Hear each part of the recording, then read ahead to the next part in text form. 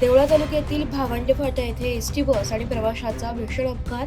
ST bus क्रमांक MH14K0245 Bhavadbari घाटात उतरून अवघ्या काही अंतरावर भावडे फाटा चौफुलीवर देवळाच्या दिशेने जाणारा प्रवासी निंबा केदाभदने राहणार कापसे वर्ष अंदाजे 60 यांना बस व प्रवासी यांचा एकमेकांचा अंदाज न चुकल्यामुळे मोठा अपघात घडून आलाय. हा अपघात इतका भीषण होता की प्रवाशांनी निंबा केदाभदाने चक्क बसमधील पुढच्या चाकात आपटून सुमारे 100 फूट फरफटत गेल्या.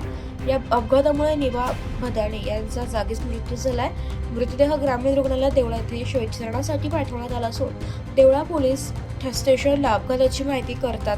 पोलीस हवालदार चौरे व त्यांच्या पथकाने घटनास्थळी धाव घेतली आहे. अपघाताचे कारण अद्याप समजले नसून पुढील तपास API दादा पाटील यांच्या मार्गदर्शनाखाली करण्यात येत आहे. नागरिकांकडून या ठिकाणी गतिरोधक टाकण्याची मागणी जोर धरून बघायला मिळाली. एसपराठी न्यूजसाठी तालुका प्रतिनिधी दादाजी हिरे, देवळा.